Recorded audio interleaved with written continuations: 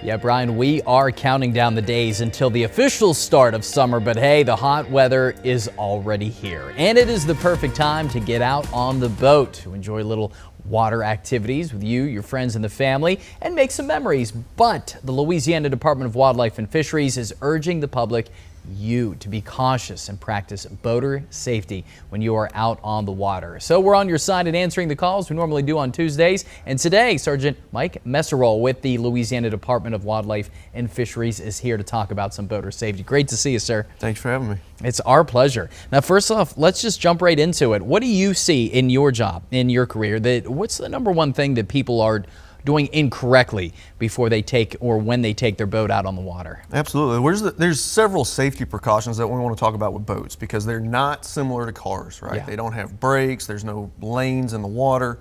So we need to take some extra safety precautions. The number one being life jackets. Life jackets will save your life in any scenario. Mm-hmm. You have to have a Coast Guard approved type 1, 2, or 3, or the new performance levels 50 through 275.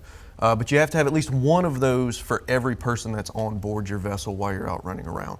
There's some other laws that go into that depending on how long your vessel is or the age of persons, which is another big one that we see. Anybody under the age of 17 is required to wear that life jacket at all times while they're moving. And one thing too, I know we got some people out there saying, why do I need a life jacket? I know how to swim. Why do I have to have that? That's right. Yeah, a lot of people do know how to swim and they're very comfortable in the water, but life jackets are going to save your life in case you're incapacitated in some way, right? You're unconscious. Or if you're in the water for extended periods of time. Maybe you haven't practiced treading water for 12 hours, and you might need to. Yeah. So.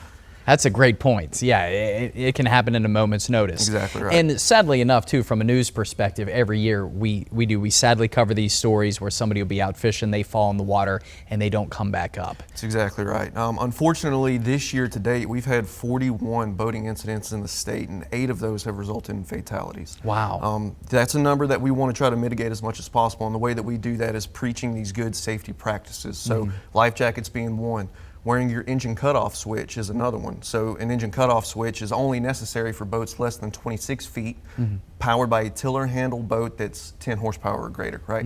But if your motor is designed to have one, we recommend that everybody wear them at all times because we do see every year engine cutoff switch saves people's lives. And what that does is when you leave the boat, it turns the motor off so that way the boat doesn't go in circles and actually run you over while you're trying to swim away from it. Yeah. All of this information can be covered in our boating safety education class. I'm one of the boating safety officers for our state, so I can sit up here and talk 8 hours about this stuff. Yeah. We don't have that kind of time. But we are offering one of those classes in our region this weekend. It's going to be at the Region 1 office in Minden, 9961 Highway 80.